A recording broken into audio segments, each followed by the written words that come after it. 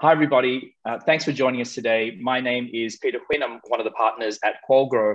The discussion that we have on today is about effective B2B sales processes, and it's focused on the Asia-Pacific region. And it's a part of a series of webinars that Qualgro is running in conjunction with IMDA in Singapore.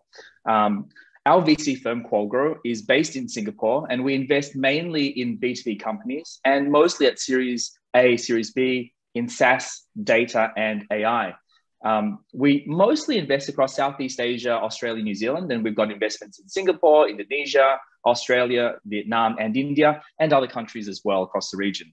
Those investments include some emerging solutions like EngageRocket in Singapore, Hivo in India, and large SaaS companies like PatSnap, which recently closed a round of US $300 million, and Appia, which recently listed on the Tokyo Stock Exchange, and it's valued at roughly today US $1.8 billion. And we invested in both of those companies in 2016. Now today, we're absolutely delighted to have with us a truly exceptional panel to share their thoughts with you on B2B SaaS sales.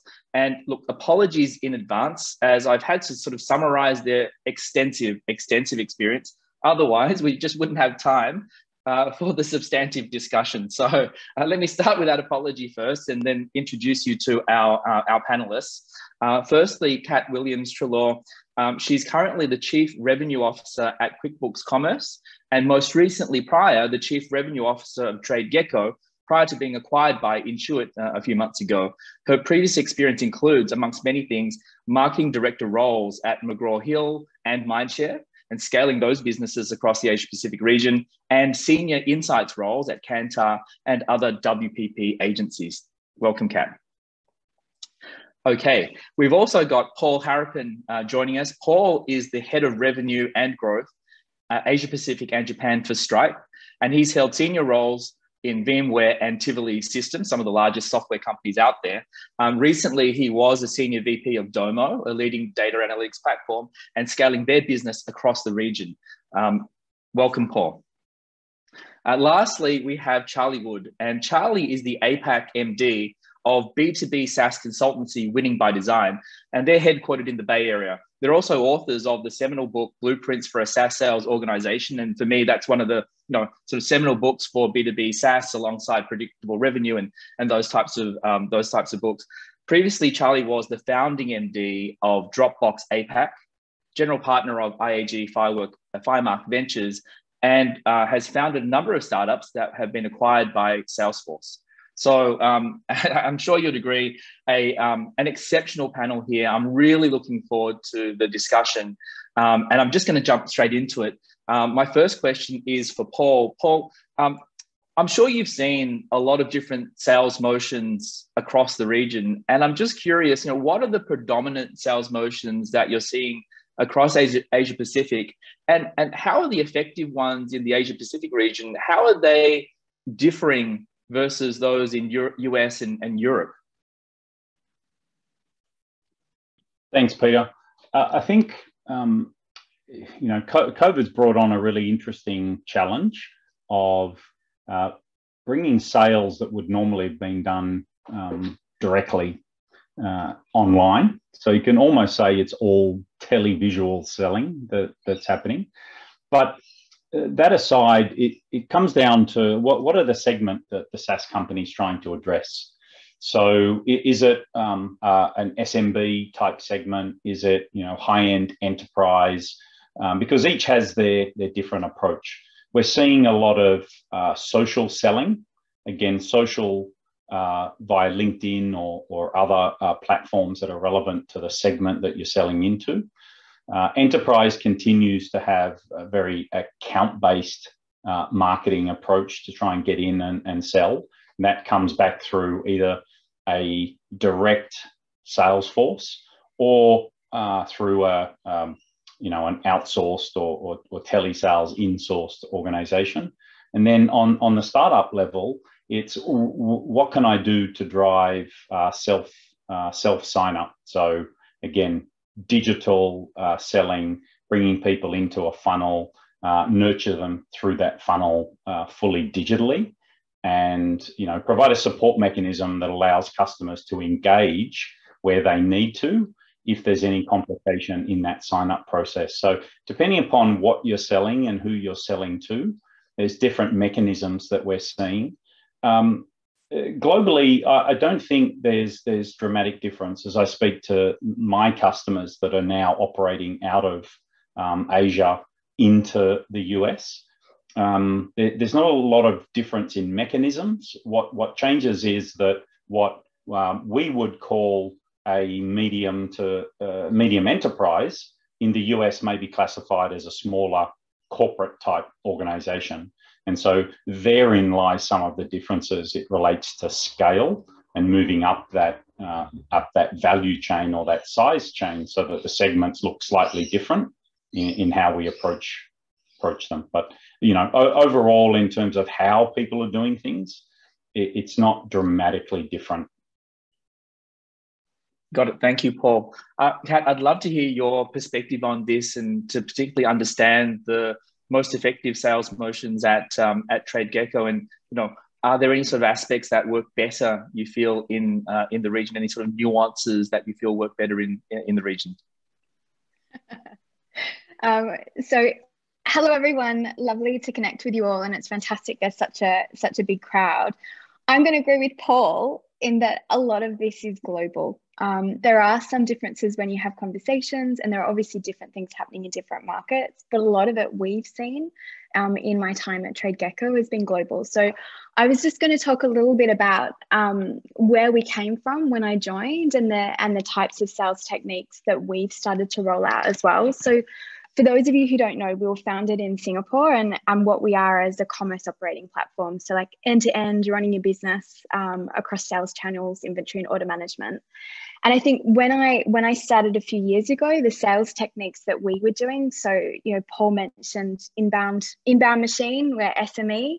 So it was very much a sales assisted SDR AE type pipe. And what we've seen the changes over the last few years as we've gone to more of product-led growth is a lot more work on product market fit, PQLs, making sure that everything is driven by right fit, right data. We've built out these incredible frameworks to make sure that we are bringing in the right customers and nurturing them as you go. And then that feeds into self-service, which we're all trying to do at scale globally. And then the other area that we're all focusing on is monetizing the base.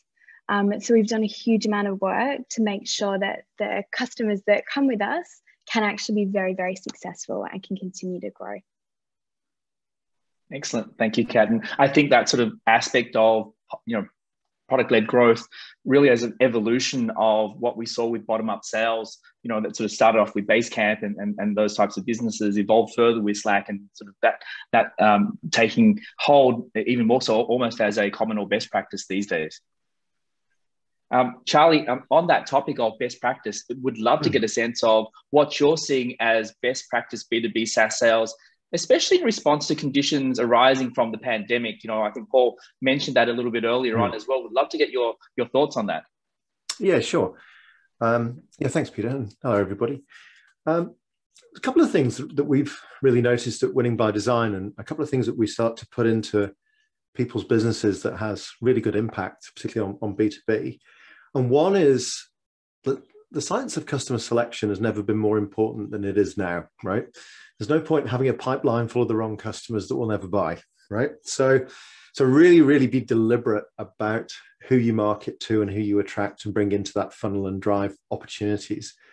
It's never been more important for us all to try and avoid a whole load of late stage stalled out pipeline.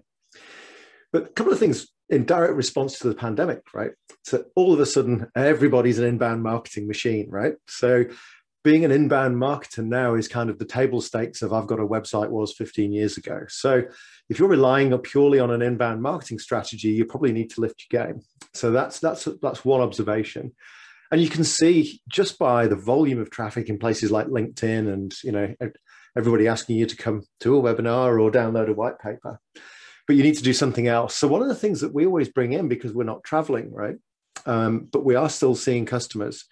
Now, you don't always have to meet the customer at a set time and have a chat. So asynchronous selling is actually really important. And I use this all the time now. So rather than send an email that gets overly long and may not get read, if I've got a presentation to deliver somebody, what I might do is use Vidyard or BombBomb and record it, and just record it super quick. And it doesn't have to be overly polished, but it's direct, and you can fill in something specific for that customer and send it in a platform that allows them to read it. And whenever they want, 2 a.m, they can watch it on their phone, walking the dog. But what's really interesting is people like it, right? So asynchronous selling, customer selection, and do something other than just inbound. I think that's pretty impactful. Yeah, fascinating. Just to share with you all on the call as well, I'm seeing more investor pitches that are recorded on Loom.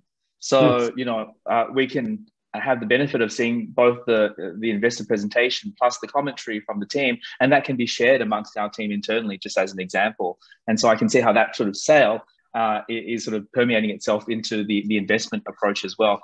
Just maybe quickly on this there's this comment that I get often from founders, which is, look, it's all great to see these sort of practices evolve from, let's say, the US or other Western markets where inside sales is absolutely possible. But when I'm selling in Singapore, I'm expected to see my customer, my client, I'm expected to see them face to face before I can close a sale. I wonder, Charlie, Kat, Kat, what are your thoughts around that?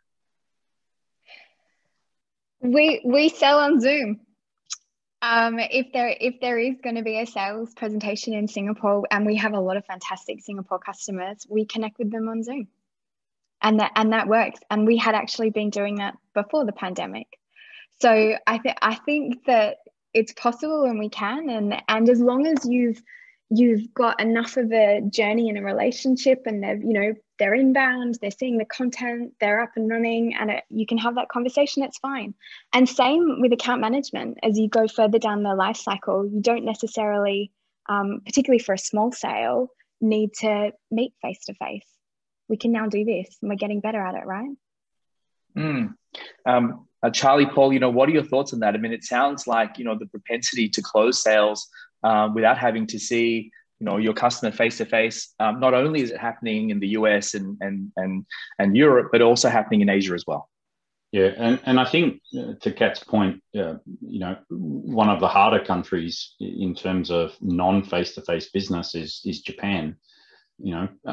And we're seeing that total change happen there. So the interesting things, how do you approach the cultural aspects where meetings are often very formal when they're face-to-face and so on, and get that same experience, but everyone's just had to adapt. And so we've proven that we can not only close business, but we can prospect business, we can build trust and relationships, we can move it through the funnel, and we can negotiate through multiple countries. I'm doing one myself across 4 different countries. And get it done successfully. And so it's just a really interesting dynamic. I think obviously when we can, as we are in Australia and Singapore now, and you can get face-to-face with customers, that will still happen. But I think it will happen not for every meeting, and there'll be a whole range of things that can be done really quickly through a Zoom call, which is fantastic. It's efficiency on both sides.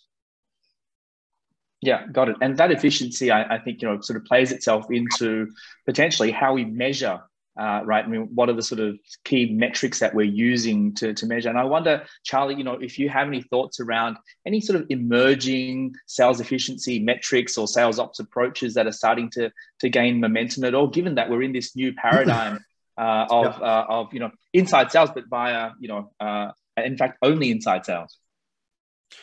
Yeah, well, I think the structure of your team is the structure of your team regardless of a pandemic, right? If you're 10, 20, $30 a month, you're product-led growth. If you're selling $1 million, database to the bank, then you're a full named account team.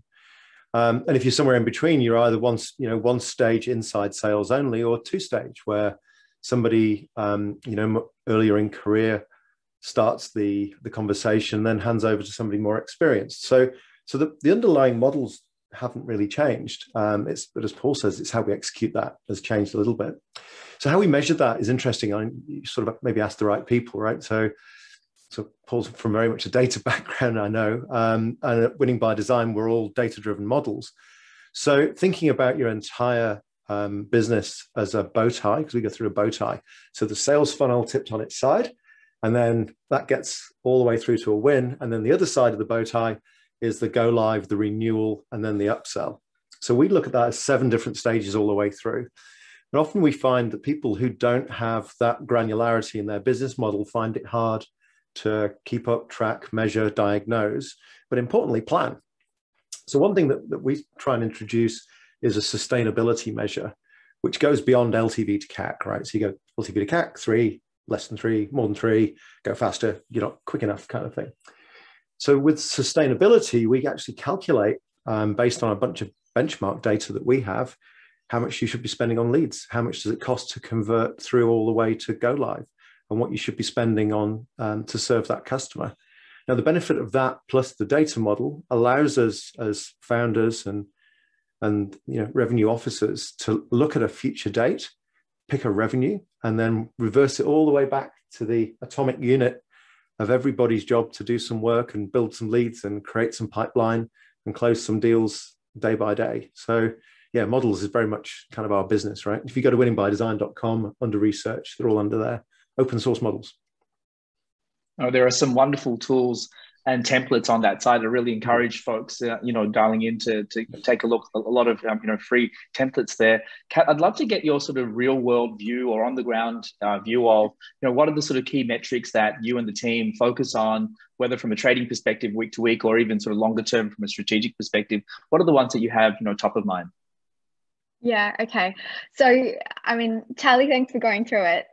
For us, when we were with TradeGecko before Intuit, obviously it was a learning experience, and I think a lot of people here are Series A or Series B, right? Let's be honest, it's not all perfect, and you have to build it together, and you have to pull the data together. At the highest level, where we had our vision and our mission, we had a North Star metric, which was GMV. So we had that at the top, and we had everything laddering up to it. And I think what I mentioned before is I look after the marketing, sales, partnerships, customer success, so end to end, which is beautiful to be able to see it through.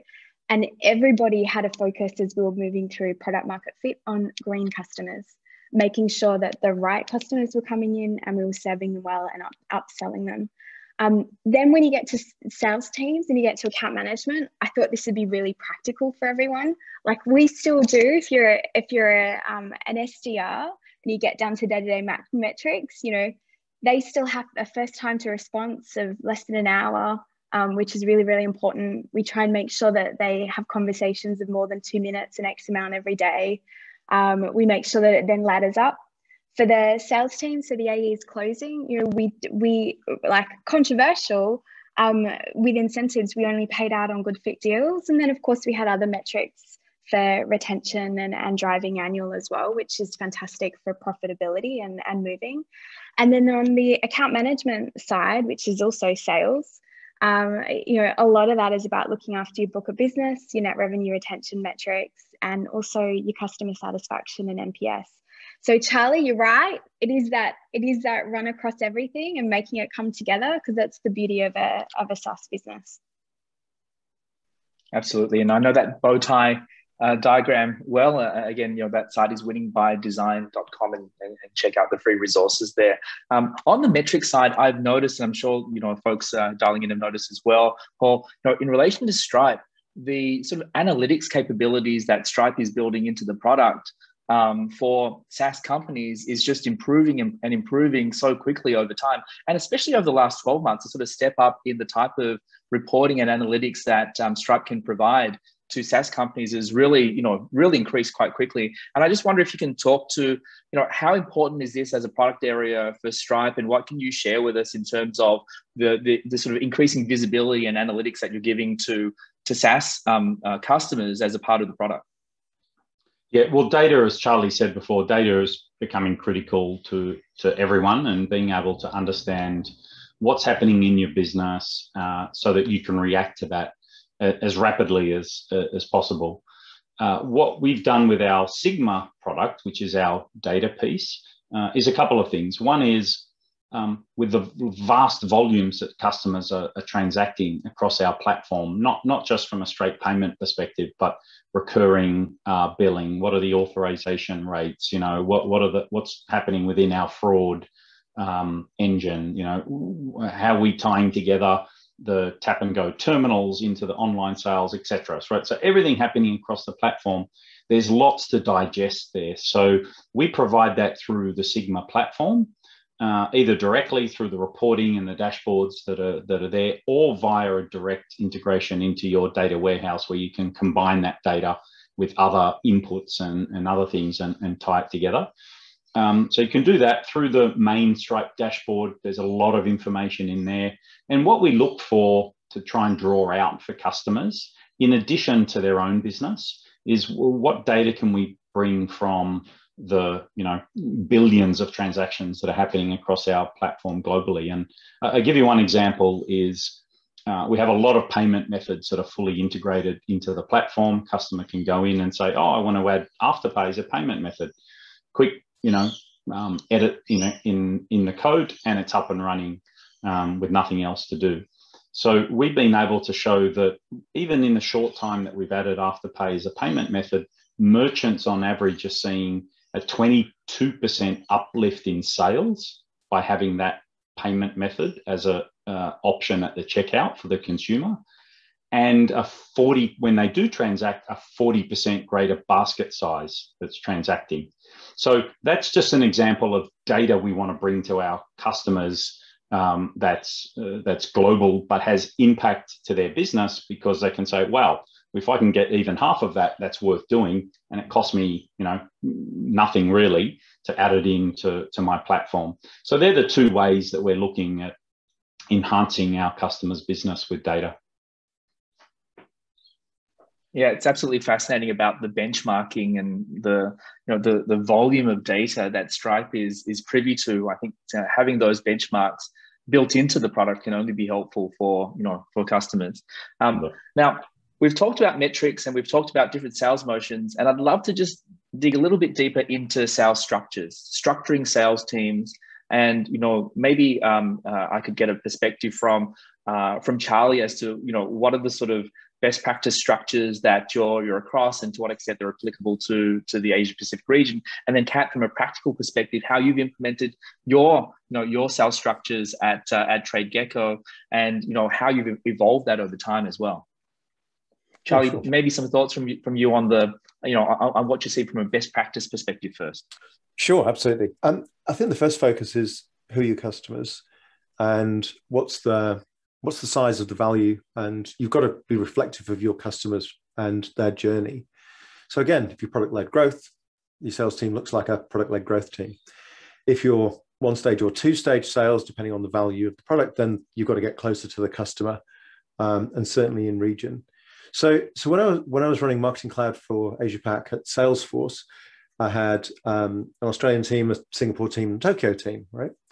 And my priorities, because I didn't have infinite resources, I had some resources, but not infinite, right? It's the same as being a startup or a scale up.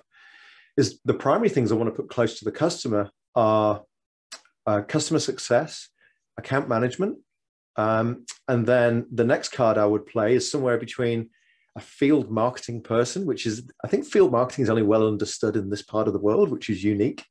We take global messages and turn them into something meaningful for the local audience, right? Not just localization, but actually running local campaigns that can make heroes out of customers and bring them on a journey.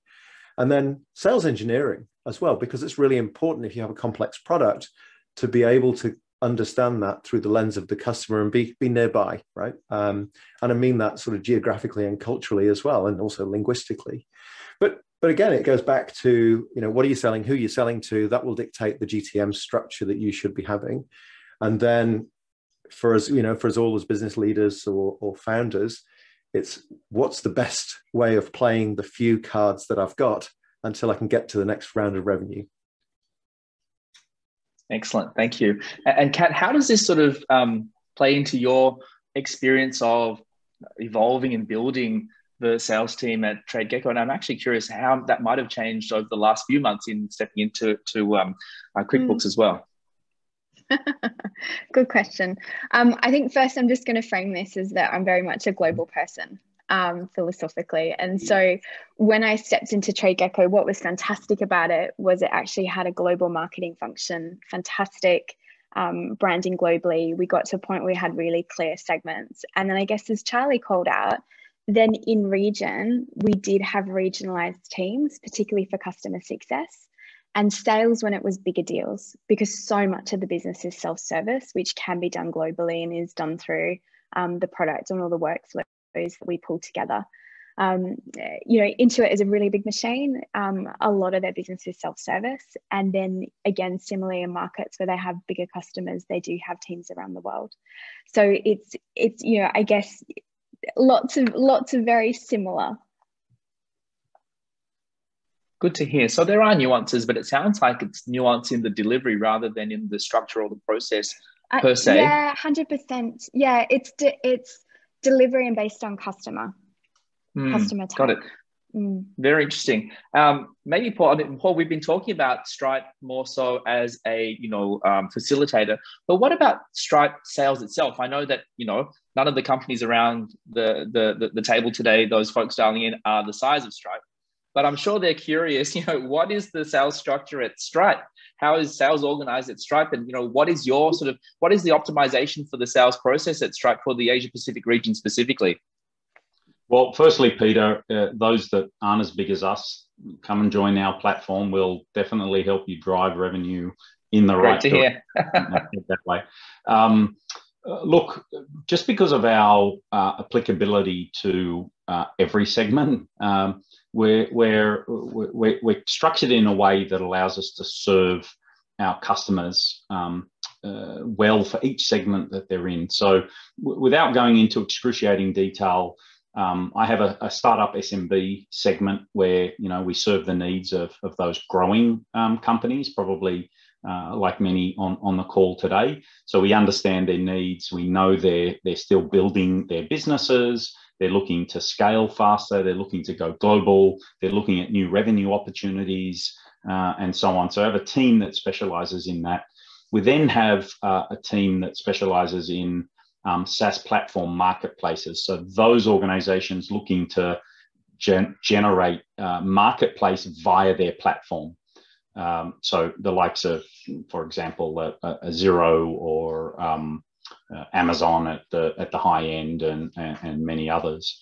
So that's another area. Then we look at digital natives. So once you're past that startup phase, or you're not SaaS platform marketplace, you're born in the cloud company, and we support you there, or you're an enterprise, traditional sort of enterprise company looking to digital transform. And so we have a team, again, all with the skills and the surrounding understanding of your business and what you're going through and where you're trying to get to. And then across that, there's a couple of things that we do in terms of scale, which is, are you a strategic account with us operating globally, or a global account? Slight difference in that strategics are generally centralized in their decision making, so typically more digital native organizations, versus a global account which operates globally but makes decisions locally. So that's how we've segmented, so that we can specialize in supporting the different types of customers, because you can imagine supporting an organization that's a startup with 5 people versus a company that's got 500,000 people is a totally different dynamic. So we need the teams to really understand who they're selling to well. So not as simple as some, but we look at them in their separate streams. Yeah, and very much aligned with the very deep customer focus I know that Stripe has. I was lucky enough to meet with John Collison last year in Singapore. Sorry, the year before last now, actually, in Singapore. And there are only 2 questions that he asked me, which is, how do you think we could serve our customers better? Which customers should we speak to? And what do you think are some improvements on product that you think our customers would love the most? This sort of intensive focus on customer and product really seems to permeate through to all parts of the business. Yeah, it's exactly. And that's as you're going through the sale, and once you're on board, it's the team that's selling to you is specializing in your type of business. because, we are customer obsessed, truly. I was told that before I joined, and it's definitely the case that I see day to day in our company, which is fantastic. Yeah, it's great to hear. Now, on that topic, having a sales leader that is focused, obsessively on the customer means that you've got a wonderful, sales leader. And my question is to all of you, actually, perhaps starting with Charlie. What do you look for when hiring a sales leader, particularly when you're still setting up the team? What are the traits that you're looking for, and how do you balance off the trade-off sometimes that we need to make between domain expertise and that sort of sales leadership expertise, and where do you think those trade-offs lie? Yeah. Okay. I mean, over the years, I've hired quite a lot of sales managers, and a bunch of the work that I do in advisory and VC is I help people hire heads of sales and things. And I think it's more important that you hire a leader and someone who can build than it is a subject matter expert sometimes. I mean, sure, there are certain industries that totally require prior knowledge, but generally you can teach a lot of that. The thing you can't teach is how to be a leader and a problem solver. Oftentimes I find that some people make a bit of a mistake where they hire someone who's been very successful in a later stage or larger organization, because they think they're hiring the truck and the driver. And actually they just get the driver without the truck, and then the driver's not so successful. So being very mindful that when you're certainly earlier stage or growing, when you've got very few resources, is you're hiring someone who's a real problem solver, who can lead, grow teams, be an inspiration, carry a bag, fix the numbers, work a PowerPoint, do everything, a Swiss Army knife, but more than anything, true leadership skills, and not a complainer. That's the key thing. No, absolutely. Fascinating to hear your experience on this as well. The evolution of hiring sales folks and sales leaders at TradeGecko. How did that work out? Yeah, so building on Charlie. So before I joined, there had been some big, powerful sales leaders in the business who actually had done a phenomenal job, and I think that TradeGecko benefited greatly from them putting a lot of sales infrastructure in place. But over the last few years, as we've evolved, and I guess now I'm also looking at sales leaders across the market, so much of it is attitude, particularly when you're small, right? It is a matter of rolling up your sleeves and being okay with fixing from here to here, from here to here, and here to here. And then bringing the team together to rally when there's a good day and when there's a bad day. Those are the things that become really important, because I think you can teach a lot of sales methodology, but you can't teach the grit and getting out of bed the next day after a bad day or a good day to keep moving. I guess as you continue to scale and you get to the size of Stripe, at that point, the sales leadership, I'm sure, is looking quite different, right, Paul? Or maybe not. Well, we're maybe not as big as internally as everyone thinks on the sales side, but I definitely agree with both of you on the thought process of how you bring people in that growing phase. I see startups all the time make the mistake of going, look, this guy ran sales for this region for this big company and had done another big company before. And that's great. But in the early phases, you're not making tweaks, right? As Charlie said, you got the truck on the road and you're just following the road here, and you make some tweaks and adjust to the traffic. When you're coming into a startup in a high growth phase that's building out, you don't have all of that. So you have to build it, and building is a very different dynamic. So the mistake that I see a lot of startups make is hiring for too far in advance. So if you want to hire someone that's, hey, this guy's going to, get us to where we need to be in 2 to 3 years, make sure they have experience in getting someone where you want to get to in 2 or 3 years. Because if you're hiring someone to run that business now and they haven't built it, doesn't mean they won't be successful. But I've seen many, pitfalls in that area, because the skill set building is different to running.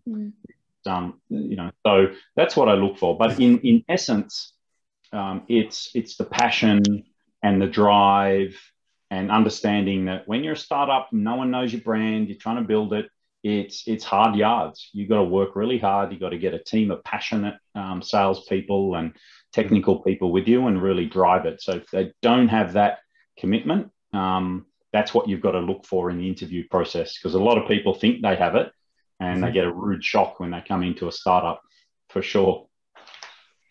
Absolutely. We've seen that.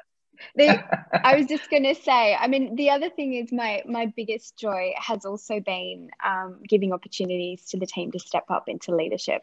So my leadership team at the moment are actually all internal promotions. And a lot of them have come from different parts of revenue that have moved into different teams. And it's been incredible to be able to do that on a journey, because, you know, when you're in there, no one's done what you've done before. You are breaking things, you are making things, you are doing it for the first time. And it is also the power of that leadership team. It's not just the person at the top. Yep. And how do you backfill for that, Kat? You know, in a slightly smaller environment, you know, how do you sort of help, you know, to make that career transition possible and build those skill sets and exposure for sales folks to sort of move to the next stage of their career, but also sort of effectively backfill as well? Yeah, so we ended up bringing in more junior sales team members, and actually across the board, onboarding, account management as well, put a huge amount in. We had universities and training that we spent a lot of time doing as well, a lot of mentoring and coaching. I don't know, we use Gong, which helps to listen and do a lot of revenue intelligence, which I'm just in love with. And that's what we've kind of done that to step everyone up. And I think giving people opportunities to move sideways. So like one of our head of sales took over account management, which is nearby, but fantastic. One of our onboarding leads then took on support. Like allowing people to stretch has just been one of the biggest joys and has allowed us to drive the business. No, that's great to hear. I was having a conversation with a graduate actually yesterday looking to come into the startup space, and you know, my advice to that person was try to find a fast-growing business, a rocket ship, and get in wherever you can actually on the rocket ship. And once you're in, you'll have opportunities because the company's growing quickly and will need to pull folks up along the way, and those opportunities will, you know, bring themselves to you, you know, as you deliver on the work that you're given early on. So yeah, it's great to hear that that's the case. Now we've been talking a lot about sales processes, structures, and hiring and those sort of things, but we haven't spoken much about top of funnel. So it'd be great to get perspectives from across the panel around, you know, the sort of scalable marketing approaches that you've used that have worked well in driving that top of funnel, because of course that's a fundamental element of the sales process as well. Perhaps Charlie, you know, if you could share some initial thoughts, and we'll pass it around the panel also. Yeah, sure. It's all about, again, it's about the resources that you've got and being as productive as you can be, right? Everything costs money. So the science of customer selection and understanding the messages that work for that audience so that you can create education, awareness, top of funnel activity that resonates with that audience. So oftentimes people miss that, right? Or they don't think deeply enough about it. So what I always do is we always model future customers based on current customers, because everybody could look in their customer base and say, look, if I had another 10,000, 100, whatever, just like that customer, we'd be really happy. So we take those customers and pick them apart using situation, pain, impact, and critical event. So the situation, how do you describe the business? The pain, like what's the trouble that they have that relates to what I do? The impact, what can I come and bring to solve that? And then what's the critical event? What's on the timeline for that customer that they've got to get this done by, or this is an improvement? If you can explain those things, you can build really nice targeted lists of the customers themselves. You can create the messaging framework that resonates with the people. And then you can go and drive digital journeys, selling processes, whatever you want, 1-stage, 2-stage product-led growth to go and attract those customers. Now, oftentimes, there's things just below the surface that you can't see that cause you problems. And again, by thinking about your customers, you can unblock some of those. I've got a really quick example back in Dropbox days when we were selling Dropbox to enterprise. We'd have 2 customers exactly the same in the pipeline. So we're selling hundreds of seats into them. One would buy, the other one would not, right? Same geo, same industry, same size, same number of employees, scratching our heads, didn't know. We unlocked it when somebody really quite bright on a Hack Week project, ran a script against the pipeline and looked in the DNS for the MX record of everyone in the pipeline. That told us where they keep their email. Keep your email on Office 365 or Gmail. You've got a cloud forward CIO. If you've got on-premise Exchange or, heaven forbid, Lotus Notes, your CIO is not a cloud person, right? So really interesting. If you have those insights, then you know who to market to with the right messages. And those people that are still on Lotus Notes, wait till they retire and speak to the person that comes after them. Love that framework and love that story. I love these types of, hacks to get some intel and see if you can position your potential customer. I know that you've got so much experience in this space, and it would be great to hear about the marketing approaches that have worked best for you, particularly from a TradeGecko perspective, but not only. I'd love to hear what you can share on that. Okay, well, if we're focusing on B2B here, right? Otherwise, if we do B2C, there's a lot as well. But B2B, what I found works for a decision, that is going to run your business and takes a little bit of time to think about is content, long format, video, and education. And I think what we did really well, and it was even before me, it was the founders. One of the first things they did was they started with content. And we had a real ambition to be a thought leader in the commerce space and a thought leader in the area of inventory and order management. And what we found was 8 years of content development. We got into pillar pages. If anyone wants to talk about this, I'm so passionate about it. It really built up ginormous traffic, a huge amount of people coming to us, seeking us out.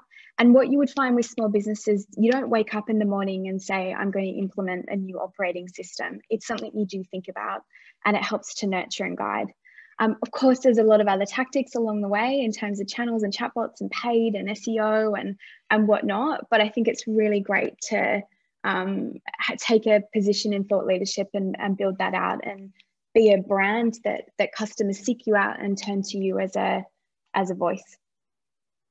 No, indeed. And as a sort of smaller startup, setting that position as a thought leader with great content marketing is so fundamentally important to driving that top of funnel. For a product like Stripe, it'd be great to hear, Paul, your perspective in relation to how Stripe has really almost perfected, or is a great case example for marketing to developers. It's one of the best developer programs that is out there, and I know that's driven a lot of the sort of early conversion for Stripe as well. How does Stripe continue to develop its marketing and continue to engage maybe not just developers but other key segments as well? Yeah, great question, Peter. In terms of the developer market, it really comes down to how do you add value to that role. And so what we've really focused on, I guess it's content, if you like, to Kat's point, is documentation. Developers come in, Stripe is built as a platform that's very developer centric. So we want to make sure that those customers can access exactly what they need as quickly as possible, so that they can get coding to achieve the result that they want. So documentation's key. Access to the right support vehicles that they need when they're doing things, case studies, example code, things like that. At the other end of the scale, and then, we do events and things like that. We've got our sessions coming up in June, I think, all virtual. So ways for people to come in and learn, hear what other people are doing, hear from the experts and so on. At the other end, on the enterprise level, what we're finding there is a lot of the organizations want to go online and they want to start selling, but their knowledge of the intricacies of the global payment system may not be as deep as some of the digital startups who were born doing this from the start. And as a result, we're, again, using content to educate, what's PCI compliance, how to go global and deal with multiple payment methods, et cetera, et cetera. So I think, there's too much marketing these days, which is, hey, here's something great about my product.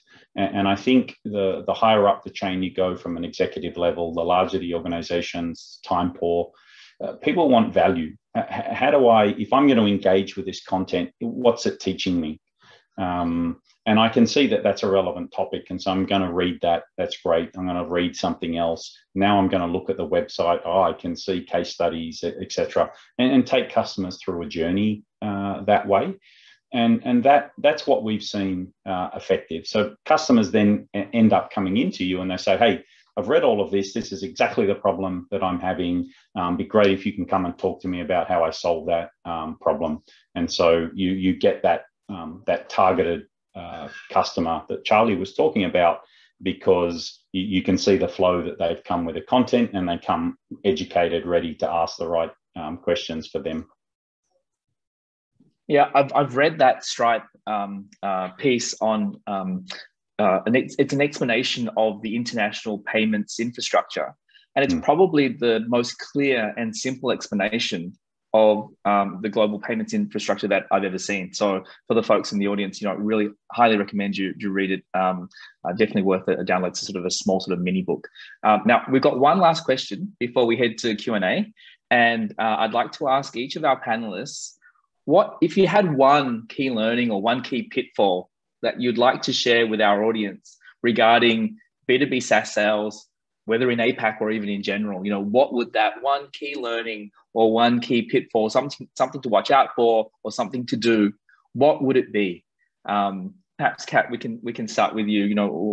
What's your sort of one key learning or pitfall that you'd like to share? Look, every single day you're going to make a mistake when you're starting a business and when you're scaling it. Like, there's no doubt about it. So don't avoid the mistakes, lean into them. So we had very much, teachable moments throughout the entire culture and the entire business, that when something went wrong, you would lean into it. You'd go into the 5 whys and learn. So all I'm going to say is, we all make mistakes every other day. Learn from them and keep going, and it's okay. That's part of the journey. Yeah, great advice. Paul, I'm sure you've seen quite a bit of this as well. What are the pitfalls or the key learnings that what's the sort of one thing that you'd love to share? Look, my advice would be to know your segment and to know your value proposition. And really focus, particularly in the early days, because you will get customers that come in and go, oh, that's great. If only you could do these 3 other things, I'd buy. And there is a tendency to go, well, we'll start changing what we're doing and develop those 3 extra things, which can take you off track. So the most successful founders that I've seen or worked for are the ones that, they know where they're going to go. They know what they want to achieve, and they know who they want to achieve it with, who their customer base is, and they stay focused. As you grow and you have the revenue flow and so on, you can say, oh, now we're going to address this segment and we're going to address it with this additional portfolio of products.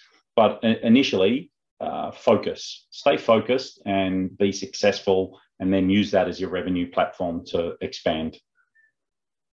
Great advice. Now, Charlie, I'm sure you've seen lots of mistakes, given, that Winning by Design is there to help folks who have made some of these mistakes or want to optimize even further. What's that one pitfall or one piece of advice that you'd like to share with the audience?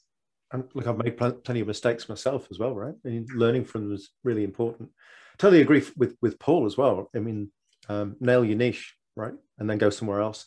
You spread yourself too thin, you become almost everything that nobody wants. The only thing I'd add to that is open your horizons on the data model.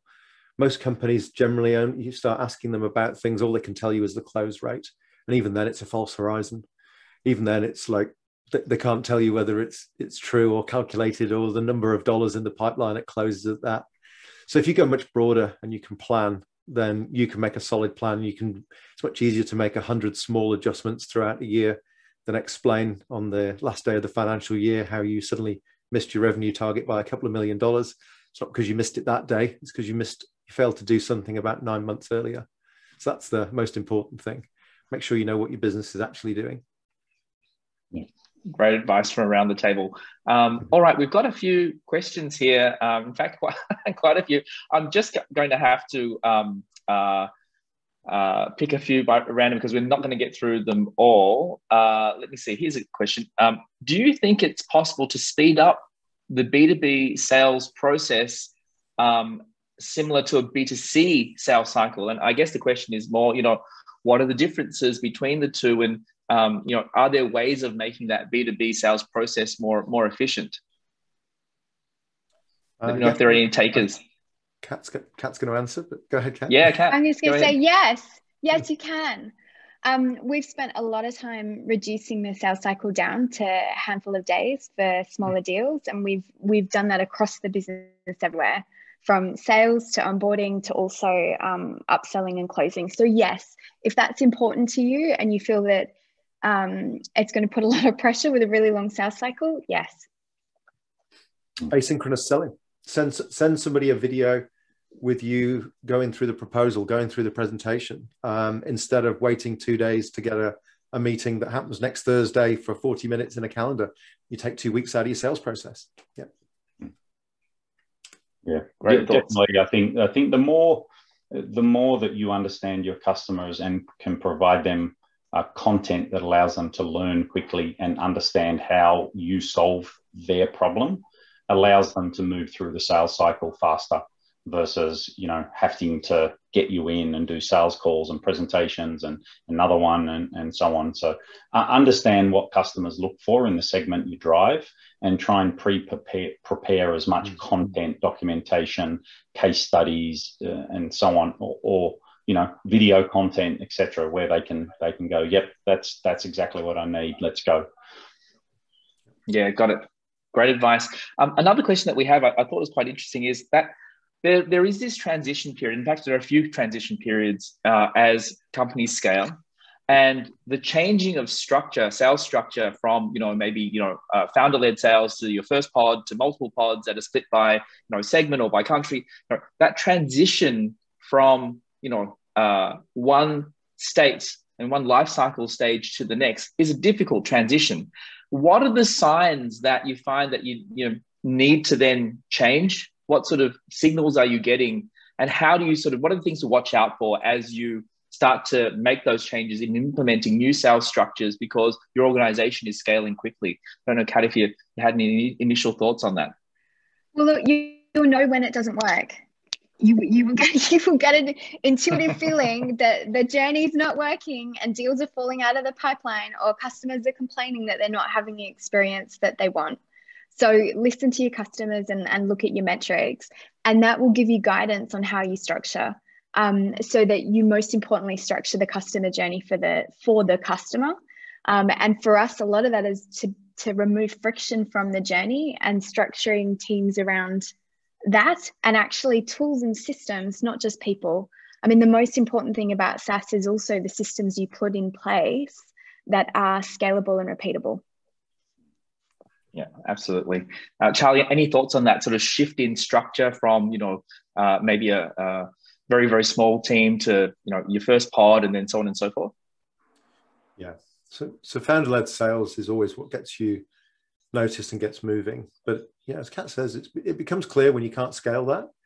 But oftentimes that founding team are not the people to scale it. So you need to bring in some other perspectives, some models, and some understanding on how to build that. And I think the science of go-to-market is a bit more well understood these days. I mean, you go back 10 years and, it was a spreadsheet somebody nicked from Y Combinator, and it was a blog I'd read from Thomas Tungus. Whereas these days, there's a lot of really good structures and models, and go and implement something that fits the size of your business, staff it up with the right people, with the right attitude and experience, and then incremental changes, lots and lots of small incremental changes are going to be able to get you beyond founder-led sales into something more scalable. Excellent. And Paul, I'm guessing that this doesn't really change, even though, you can get to quite a large size. I'm sure you're looking to tweak your sales structures, on an ongoing basis as well. Yeah, and I true in Stripe as we continue to grow and open new countries, but I reflect also on the journey at VMware, for example, where, we started with 3 people, and when I left, we had 3,000. So you can imagine that the sales organization looked totally different. The thing is, you have to have your ear to the ground, both on your internal team and your customer base. And if you're a partner aligned type organization, your partners, so that you're clearly articulating what you're trying to do. If you're looking at doing things differently, and you're getting that feedback through.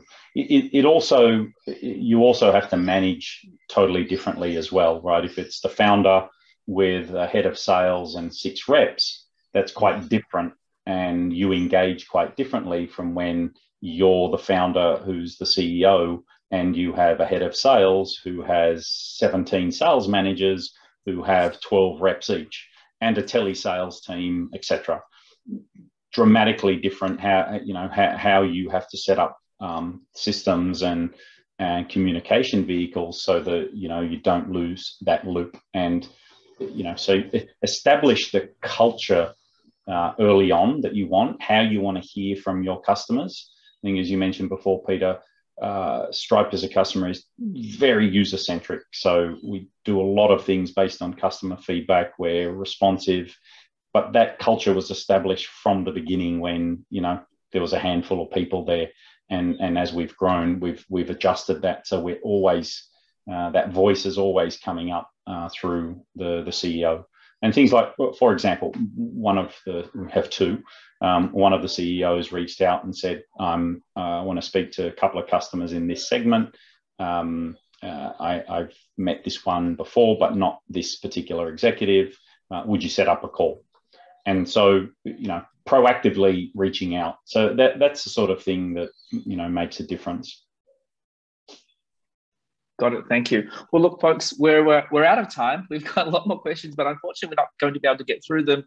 Can I just firstly thank you, our wonderful panelists. I learned a lot actually out of this call, and I'm sure the audience really appreciates it as well. Thank you, Kat. Thank you, Paul. Thank you, Charlie. Just as a reminder for everyone as well, this is a webinar in a series of webinars on topics that we feel are relevant to the B2B SaaS companies across the region. So we'd love to see you on the coming webinars throughout the rest of the year. We're doing this in conjunction with the good folks at IMDA Singapore. And again, thank you so much for sharing your insights, Kat, Paul, and Charlie. A lot of nuggets of wisdom there. And I hope the audience was able to take away a few things that they could practically implement within their businesses. Thank you. Thanks, everyone. Thanks, Peter. Kat, Paul, Peter. Bye. Bye. Thanks, folks. Thanks, everyone. Bye. Keep selling. Bye.